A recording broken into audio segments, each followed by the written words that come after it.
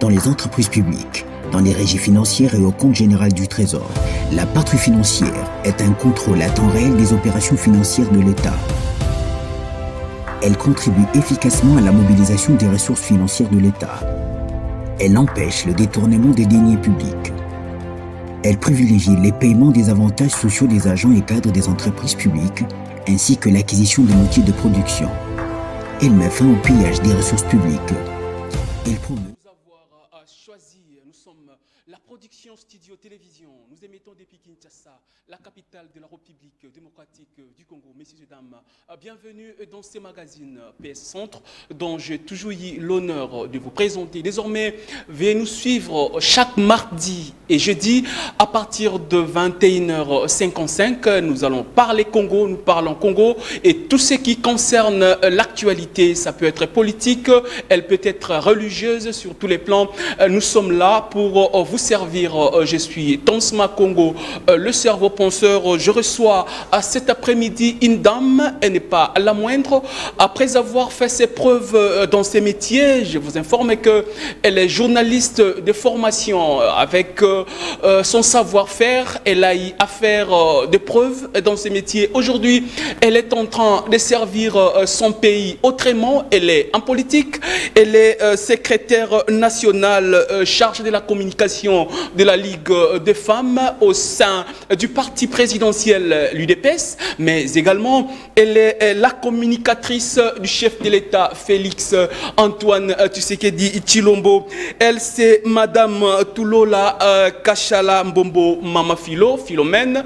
Pour les intimes que nous recevons cet après-midi avec elle, nous allons nous entretenir, vous parler de la République démocratique du Congo et de l'actualité. Nous le recevons, Maman Philo, bienvenue dans ce magazine. Merci beaucoup, Toms. Tu voulais m'appeler qui là? Et comprenez, hein, c'est l'abscisse, donc merci beaucoup à nos différents téléspectateurs. C'est un honneur pour moi. C'est ma toute première fois que je sois reçue sur cette chaîne. Alors, je suis très fière et puis je dis merci. Nous vous remercions énormément, Maman Philo. Vous avez reçu notre appel hier très tard, oui, et vous avez dit je serai là et vous êtes. Nous vous disons merci et ce sont ces genres de personnes dont le Congo a besoin pour son émergence. Merci beaucoup. Voilà. Je ne pouvais que faire ça. Merci beaucoup. Je vous informe également que c'est depuis Belgique que j'ai reçu votre numéro par une dame qui nous suit depuis Anvers. Elle, c'est Madame Elali Mbalanda, que nous saluons depuis Anvers. La production Studio Télévision, c'est une histoire planétaire. Nous sommes sur Canal Plus 346 en Europe et en Afrique. Et tous les bouquets disponibles en RDC, elle a réclamé. Ils ont leur staff, les amis de Maman Philo de l'autre côté. Et ça vous fait comment lorsque les gens apprécient ce que vous faites, Maman Philo?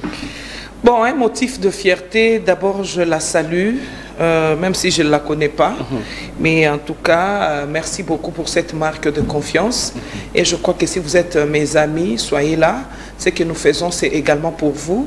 Le Congo, ce n'est pas que la Kinshasa.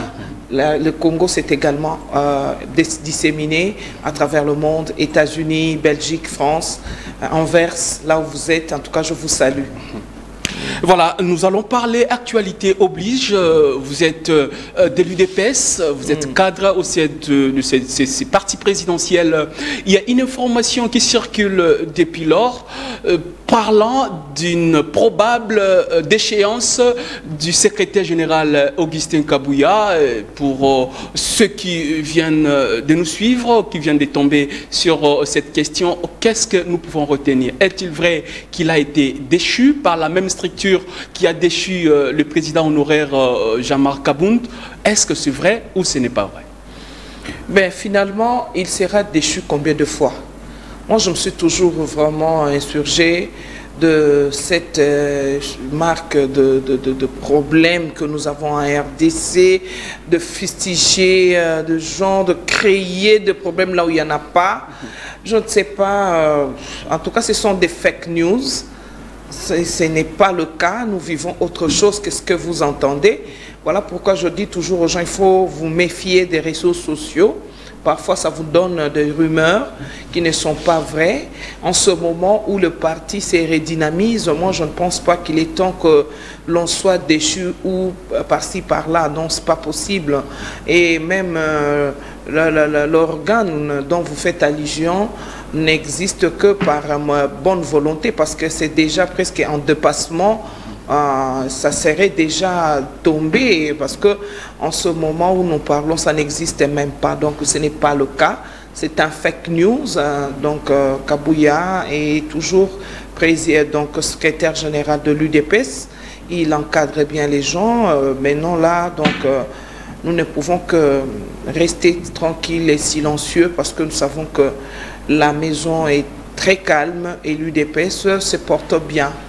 Voilà, l'UDPS se porte bien. Ce n'est pas un parvenu qui le dit. Elle est secrétaire nationale en charge de la communication. Donc, l'information qu'elle donne, elle vient fraîchement de la source. Parlons pays, parlons la RDC. Le mouvement du M23 était à meeting récemment. Voilà, ils se disent être prêts à libérer l'Est de la RDC, à se retirer, mais ils demandent où ils devraient aller. Ils ont toujours besoin de rencontrer les autorités depuis Kinshasa pour trouver, je ne sais pas, un accord, je ne sais pas, des conciliambules ou quoi que ce soit. Est-ce que c'est à nous, ou aux Congolais, ou aux autorités de la RDC de Kinshasa de leur dire où ils doivent partir, Madame Philomène? Bon, ce sont des gens, ce sont des insurgés, donc ils n'ont que droit à leur parole. Hein. Donc moi je pense que c'est des nuls et sans effet. Ils savent comment ils ont commencé la lutte et le combat pour la RDC. Vous avez tué les gens, vous avez donné la mort à toutes les familles qui sont éplorées en ce moment. Et maintenant vous cherchez là où aller, mais malheureusement pour vous, parce que le système de brassage est fini. La loi est déjà clôturée, a été adoptée à l'Assemblée nationale. Plus jamais la RDC ne va accepter le brassage au sein de cette armée qui est beaucoup fragile, qui a toujours été beaucoup fragilisée depuis les années.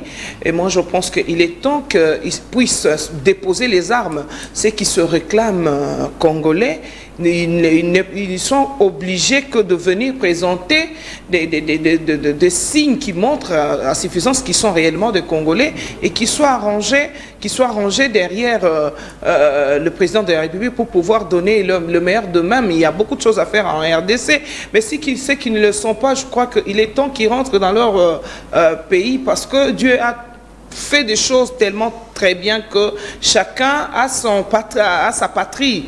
Donc on n'a pas à mélanger les gens, tout ça. Et puis il faudrait ici que nous puissions épingler que ce n'est pas aisé. Ce n'est pas aussi des bonnes foi qui sont venus, parce qu'ils ont été matraqués. Contraints par le chef de l'État, qui est resté ferme dans sa position. Ce n'est même pas par le chef de l'État, mais ils ont été contraints par l'actualité actuelle qui veut que vous puissiez quitter définitivement la République démocratique du Congo. Impulsé par le chef de l'État qui est resté ferme.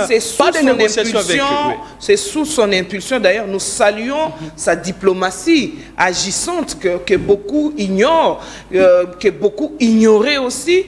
Mais maintenant, ils sont en train de palper du doigt ce qu'ils pensaient que c'était impossible. Mais maintenant, ça se fait sentir et ça se fait palper. Donc on n'est plus dans le passé, ça se fait et ça se vit.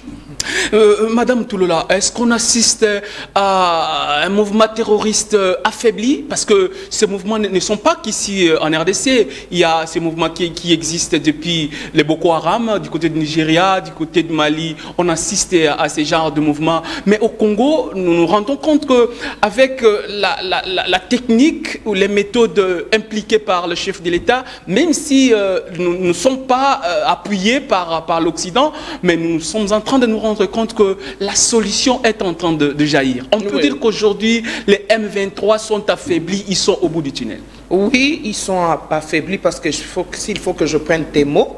Et ils sont aussi démasqués. Il n'y a plus de zone d'ombre. Aujourd'hui, tout Congolais, même un petit enfant, il sait que c'est le Rwanda qui est derrière le M23. C'est que nous pensions que c'était nos compatriotes congolais, mais effectivement, sous le règne de Tshisekedi, nous savons aujourd'hui que la République démocratique du Congo est attaquée par le Rwanda, et je crois même que derrière le Rwanda, le multinational qui se cache derrière, parce que laissez-moi vous dire que l'hypocrisie et le semblant auquel qui s'est fait voir dans le chef du multinational, ça prouve à suffisance que le Rwanda n'est pas un mouvement, le M23 n'est pas un mouvement isolé, c'est appuyé et par le Rwanda et par les autres aussi. Parce que si nous pouvons les démontrer, nous avons encore nos mots, nous allons finir par démontrer à suffisance que le Rwanda n'est pas seul dans ce combat. Et il faudrait que la population sache que cette guerre, ce n'est pas tellement la guerre de réclamation parce que le Rwanda réclame qu'il y a les FDLR qui le font de guerre là-bas, tout ça, ils se cachent ici en RDC. Non, la guerre, c'est la guerre économique. Nous sommes derrière nos minéraux que nous voulons protéger parce que désormais, nous avons besoin d'une coopération gagnant-gagnant. Vous gagnez, la RDC gagne. Vous profitez de nos forêts, la RDC doit aussi profiter de sa forêt. Vous aimez nos coltans, que la RDC aussi profite de ces coltans. L'uranium, nous voulons aussi profiter de ça. La RDC est un pays solution pour des questions humanitaires, merci, mais qu'elle puisse bénéficier de cette position, de cette posture, ce que nous voulons. Voilà ce que nous voulons, nous sommes en train, je crois que les lignes commencent à bouger, madame, vous avez suivi, il y a même une petite vidéo qui fait rage dans les réseaux sociaux où un député de l'Union européenne est en train de crier haut et fort sur ce qui se passe en République démocratique du Congo, fustigeant l'injustice qu'il y a. On privilégie le Rwanda au détriment de la RDC. Pourtant, à certaines limites près, on dit la RDC c'est un pays souverain, un pays dont vous réclamez souverain. Pourquoi alors lui empêcher de se procurer les armes pour au mieux se défendre? Vous avez une réaction par rapport à ça? Oui, réaction d'un compatriote chrétien pour moi, parce que on peut tromper tous les jours, mais il n'y a seulement qu'un seul jour pour Dieu. Vous avez beaucoup trompé les gens, vous avez beaucoup dit des choses, mais ça frise savoir que même chez vous là-bas, il y a de ceux qui ne sont plus avec vous. Donc, les morts que nous comptons aujourd'hui en RDC, 10 millions en ce jour, et on en a ajouté encore 300 personnes de décès. Bon, ça laisse indifférent la communauté européenne, ça laisse indifférent les États-Unis qui ne s'arrêtent qu'au niveau de dire à l'OM23, au Rwanda, de ne pas soutenir, déclaration de ne pas soutenir le M23. Oui, nous voulons bien, nous saluons, mais il ne faudrait pas que ça s'arrête là, parce que vous savez déjà que le Rwanda attaque la RDC, et vous savez qu'est-ce que vous faites de pays qui menacent des autres pays, parce que vous l'avez fait avec l'Ukraine, parce que vous avez fait avec la guerre de l'Ukraine avec la Russie. Qu'est-ce qui vous empêche aujourd'hui aussi de nous venir en aide en tant que nous coopérons avec eux sur le plan la paix, la mission onusienne de paix. C'est chez nous ici, nous en avons.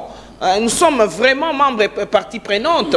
Si vous allez aux États-Unis, à Manhattan, vous allez trouver notre drapeau qui flotte à New York, montrant que nous sommes en coopération avec la mission de paix mondiale. Mais qu'est-ce qui fait que l'on puisse s'arrêter justement seulement que à des déclarations? Mais il faut agir. Mais vous êtes allés encore plus loin, hein, nous empêcher de nous procurer des armes.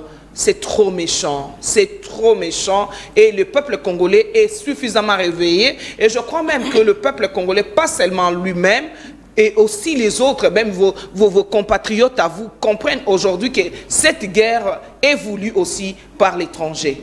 Et là, cette guerre est aussi voulue par l'étranger. Madame Philomène, est-ce qu'aujourd'hui, ça vaut encore la peine que la RDC continue à garder sa présence dans les organes comme OIF, comme tout ce que vous connaissez? Parce que nous sommes attaqués, nous sommes agressés. Tous ces organes font un silence radio. Je vais donner l'exemple du Rwanda qui n'a pas français comme langue officielle ou langue nationale. Le secrétariat général de cette organisation se trouve du côté du Rwanda, alors que la RDC, qui est l'un le plus grand pays, en disant peut-être de la France, qui a la langue française comme langue d'usage dans le tribune de manière officielle et tout, est-ce que vous pensez que la RDC pourra encore continuer à garder sa présence sur ces organismes qui, du reste, ne lui viennent pas en aide pendant ces moments de difficulté? Bon, ce n'est pas à moi de décider. Je ne fais que apporter mes analyses en tant que communicatrice. Donc, je voudrais ici éclairer un peu les lanternes, de voir que l'effet d'être deuxième pays parlant français, je crois, si je ne me trompe pas. Donc, ça nous donne beaucoup de privilèges, surtout pour être élu comme représentant de la langue française dans la région, ici. Mais on n'a pas compris que ce soit le Rwanda qui ne parle pas le français, qui soit aujourd'hui choisi comme le secrétariat général de l'OIF avec Madame Mushikiwabo. D'ailleurs, on a renouvelé même le mandat. Donc, il était la seule candidate pour cette session de l'OIF. Donc, ça prête à savoir qu'il y a quand même des anguilles sous roche. Nous devons quand même revoir cette diplomatie, cette coopération avec la République française. Moi, je pense que je ne suis pas là pour donner le mea culpa de gens ou bien pour donner les idées. J'argumente pour dire...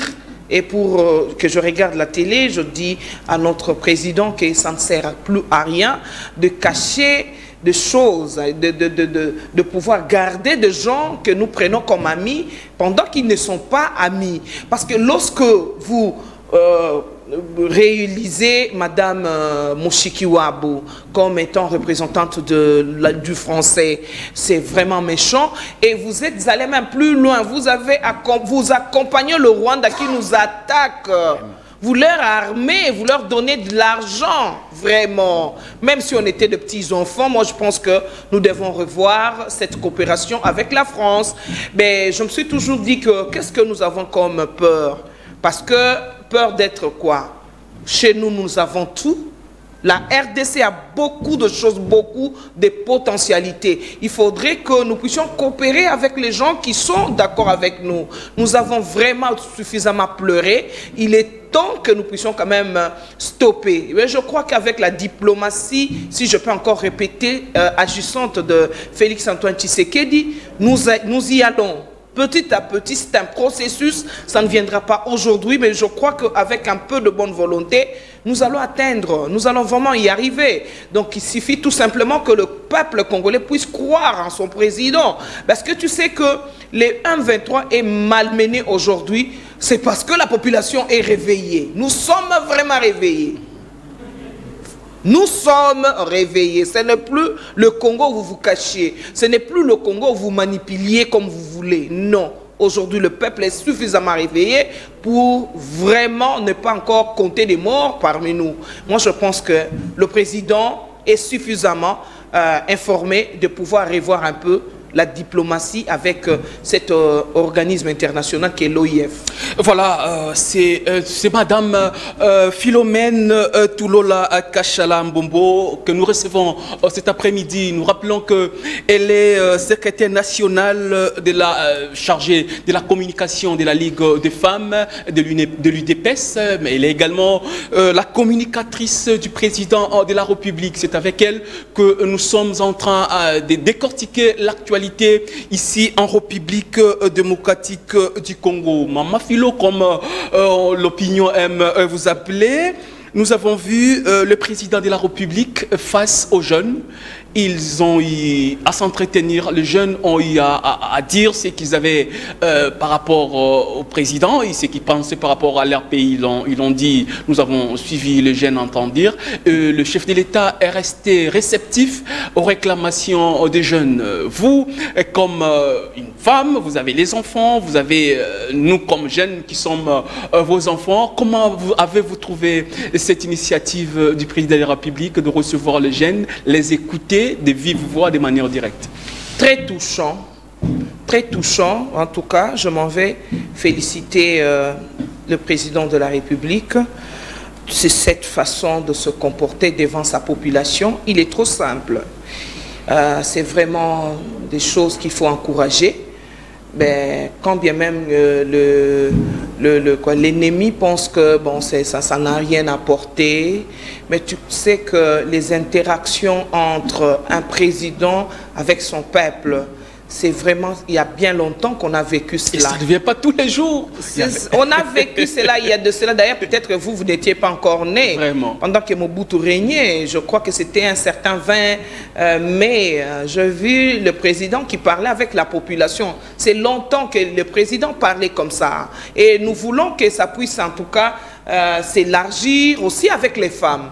Nous, les mamans, nous avons beaucoup de choses à lui dire également. La jeunesse, oui. Mais il faudrait quand même qu'il puisse aussi avoir un œil regardant sur la femme de la RDC qui est qu'on tue, qu'on violente, et puis surtout par rapport à des violences dont fait l'objet la femme de la RDC.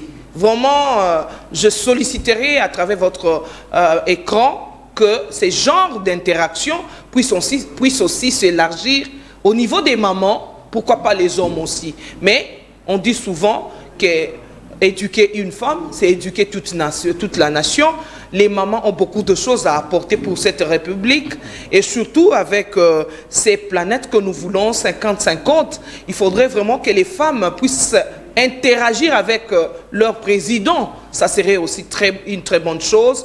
Nous sollicitons aussi ça, je les demande officiellement. S'il va suivre cette émission, je ne sais pas. Si ses services suivent également cette émission, nous sollicitons également que nous puissions parler avec lui. Parce que deux fois, vous pouvez aller comme ça avec vos problèmes de femmes.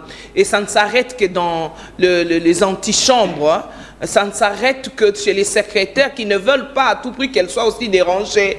Nous aussi, nous avons des choses à dire au président. Voilà. En tout cas, ce sera très bien. C'est un vent qui s'est né, alors nous, on ne peut pas rester à côté. Voilà, il est président de tous les Congolais, je pense qu'il va suivre parce que notre mission est suivie. Nous vous garantissons que le message va arriver au président de la République et vous aurez gain des causes. Mais lors de cette rencontre, Mama Philo, on a constaté qu'il y avait beaucoup de ministres, il y a eu beaucoup d'autorités qui ont pratiquement occupé les premiers sièges où le jeune devait occuper.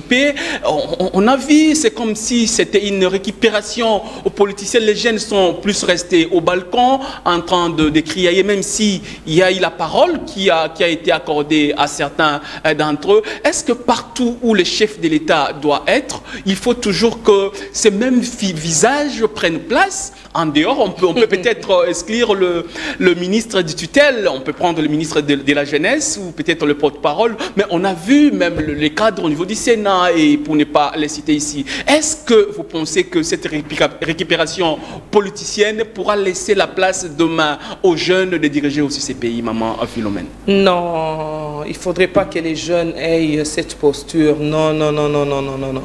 Il n'y a pas de conflit des générations. Nous avons quand même quelque chose de bien que nous devons tirer aussi de ces vieux. Et ils ne sont pas venus comme par hasard. Ce sont les chefs des institutions. Et c'est obligatoire. Quand le président de la République est devant quelque chose, ils doivent l'accompagner, ils doivent être là. Le président du Sénat, pourra-t-il rester à la maison pendant que le président est au palais du peuple? Le président de l'Assemblée nationale, hein? La CENI, Non, ce sont des institutions qu'il ne faut pas confondre. Ce sont les ministres qui accompagnent leur chef du gouvernement qui est Samalou Condé. Donc c'est le gouvernement. Ces jeunes-là, il ne faudrait pas qu'ils prennent le président de la République comme un individu. Il faut qu'ils le prennent comme institution président de la République. Quand on le prend comme président institution, donc dans une institution, il y a beaucoup d'étapes. Donc il ne faudrait pas qu'il y ait ce qu'on appelle le conflit de génération. Ils ne sont pas gênants. Voilà d'ailleurs que vous les avez lancé des messages choquants, mais ils vous ont regardé avec un œil de réparation. Ce sont des interpellations. Vous les avez interpellés, mais laissez-le agir. Après, donc, nous ne sommes pas en conflit de génération avec toutes ces personnes. Ce sont des papas, ils ont vécu. D'ailleurs, il faut être avec eux pour qu'ils sachent que réellement la jeunesse n'a plus de pardon envers eux. Moi, j'avais apprécié cela. Bon, ils étaient cléments, ils étaient calmes. Ils vous ont écouté dans des oreilles de papa. Donc, il faudrait vraiment laisser cette histoire de côté, les conflits de génération. Et les jeunes ne peuvent pas travailler seuls sans les vieux. Il n'y en a pas. Dans le monde entier, il n'y a pas. Il y a la continuité de l'affaire de l'État. Le respect public est continuel. Donc, le président est là avec toute son institution, président de la République. Ça ne va rien changer. Et au contraire, c'est d'ailleurs pour leur bonheur. Parce que nous parlons de la jeunesse de son chef, le chef de l'État, Mama Philo, lors des dernières nominations, nous avons constaté une présence remarquable de jeunes nommés dans des postes de responsabilité. Il y a le plus jeune bourgmestre, je pense qu'il a moins de 30 ans, je crois qu'il est de la commune de Kassavoubou, un jeune. Et dans les entreprises publiques, nous avons vu l'entrée de jeunes vraiment dans les institutions, dans des entreprises publiques. Est-ce que nous pouvons dire qu'aujourd'hui, le président de la République est allé outre les simples paroles, mais il est en train de la matérialiser en donnant cette fois-là la responsabilité aux jeunes de gérer aussi d'une façon ou d'une autre, chacun dans ce qui les concerne? Il l'a dit dernièrement lorsqu'il a fait sa sortie médiatique. Il a dit ma récente nomination des mandataires vous prouve à suffisance que j'ai le problème de jeunes à cœur. Il a répété, je connais la jeunesse de mon pays et je connais ses problèmes. Donc voilà, c'est une façon de vous dire que vous n'avez plus les gâteaux entre vos mains. Vous devez travailler. Vous avez beau à crier, non, voilà les vieux. Mais maintenant, faites preuve que vous êtes à mesure de faire ce que les autres n'ont pas fait. C'est ça maintenant, on vous attend au tournant. Parce que ces vieux-là, oui, ils vous attendent. Faites preuve de ce que vous réclamez. Parce que pour la plupart des gens, vous pouvez lui donner comme ça une lettre avant d'atteindre seulement 10 phrases. Vous avez 1000 fautes. 1000 fautes de français et on ne sait pas à quelle jeunesse nous faisons foi maintenant. Donc il faut faire maintenant preuve que vous méritez ce que vous réclamez. Donc voilà, la population vous regarde réellement. On a nommé vraiment des jeunes, mais maintenant, ça reste à savoir que, est-ce que vous allez donner le meilleur de vous-même? C'est ça la République. Réclamer, c'est bien, mais faire ce que vous réclamez, c'est mieux. Faire ce que vous réclamez, c'est mieux, vous jeunes qui occupez désormais des postes de responsabilité, prouvez que vous méritez les postes que vous occupez, parce que les jeunes sont habitués à jeter les pierres sur les vieux qui ne veulent pas partir. Voilà l'occasion. Faisal Laron, le chef de l'État, vous met devant les responsabilités. Veillez répondre positivement à ce qu'on vous a accordé. Nous continuons notre entretien, Maman Philomène. Nous avons vu le dimanche dernier les chrétiens catholiques sur la rue, derrière leurs pères évêques, répondant ainsi à l'appel du chef de l'État qui avait demandé lors de sa dernière adresse à la nation que tous nous devons être derrière nos forces armées. Et voilà pourquoi les évêques ont donné le go, ils ont relayer le message dans toutes les paroisses de la République démocratique du Congo, dans tous les diocèses de la RDC. Les chrétiens catholiques étaient sur la rue pour dire non, non, non à ce qui se passe à l'est de la RDC, oui, oui, oui, derrière les initiatives du chef de l'État pour préserver l'intégrité territoriale. Vous êtes chrétienne, catholique ou non, comment vous trouvez cette réaction des pères évêques de l'Église catholique et tous les chrétiens catholiques qui étaient sur la rue pour réclamer la paix et puis la cessation des hostilités qui se passent à l'Est? C'est ce que nous voulons d'eux. L'Église doit justement participer à la politique de son pays. Bravo à eux, parce qu'ils ont fait savoir leur voix. Hein, ils ont été sur la rue pour réclamer. Ça, là, maintenant, nous devons aussi féliciter l'installation correcte de la démocratie en RDC. Parce que, je me rappelle, en 1991, le 16 février, ils avaient fait la même chose. Mais ils ont été tués. Massacrés comme des mouches. Massacrés. Moi, j'ai perdu mon cousin Mbouyi. L'image que vous voyez circuler sur les toiles depuis d'un jeune qu'on a éventré, c'est quelqu'un de ma famille. J'ai perdu mes oncles qui ont fui la RDC, qui sont allés s'installer à l'extérieur. Je cite le nom de Mouepou Descartes. Je cite le nom de mon oncle, mon papa Mandela, Marcel Chibanda, qui a fui dans la maison. On l'a tabassé à mort. Vraiment, ce sont des combattants de l'UDPS qui ont été tués à cette période. Et même le prêtre en 1991. On se rappellera de l'époque de Kabila avec cette histoire de mort de Rossi. C'était aussi également la réclamation, je crois, de prêtres avec la population. Mais Rossi est décédé, est tombé. Dans une paroisse Saint-Benoît. Oui, dans une paroisse. Donc, il y a des époques qui se diffèrent. Maintenant, nous sommes dans une période, il faut qu'ils reconnaissent la bravoure de Tshisekedi. Vous pouvez marcher, parce que quand quelqu'un réclame quelque chose qui est bien, pourquoi les tuer? Pourquoi les tuer? Donc, vous devez féliciter ces régimes. Hein? Aujourd'hui, vous pouvez marcher comme vous voulez, vous pouvez parler comme vous voulez, on ne vous tuera pas. C'est la même chose, ce n'est pas récent et ce n'est même pas quelque chose de nouveau. Ça s'est toujours fait, mais qui s'est terminé par les tueries inutiles. Quelqu'un qui marche pour réclamer la réouverture de la conférence nationale souveraine, vous les tuez. C'est vraiment inconcevable. Quelqu'un qui marche pour l'installation de la démocratie, vous les tuez à balles portant. Non, c'est pas possible. Donc, nous devons féliciter les prêtres également, féliciter aussi les régimes en place qui aujourd'hui, qui laissent tout le monde vivre la démocratie. En tout cas, j'apprécie et je crois que si l'allure est telle, partout, chez tout le monde, tous les politiques, vous devez vraiment emboîter les pas. Les gens qui meurent à l'Est là, ce sont vos frères, ce sont vos sœurs, ce sont vos mamans. Laissons un peu les tiraillements des pouvoirs à côté. Réclamons la paix en RDC, parce que nous en avons besoin, parce que nous en avons le droit aussi. C'est ça, donc moi je ne peux qu'encourager ça.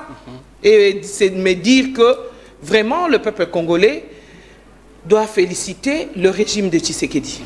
Voilà, nous allons prendre la dernière thématique parce que nous sommes en train de chiter. Le calendrier électoral désormais publié par la CENI, l'organe habilité à organiser le scrutin sur le plan national. Mais ce calendrier ne fait pas l'unanimité de l'autre côté de l'opposition ou d'autres forces vives qui disent que le calendrier est irréaliste, ça contient beaucoup d'incongruités, il y a forte probabilité que ça ne soit pas à respecter, Maman Philo. Comment vous réagissez et puis votre point de vue par rapport à ce que la CENI vient de faire? Bon, les gens, d'autres disent qu'il n'y a pas respect de processus. Je ne sais pas quel n'est pas le processus qu'on n'a pas respecté. Denis Kadima a été élu par les confessionnels qui ont porté leur choix à ce monsieur, à ce papa, qui est un chevronné des élections.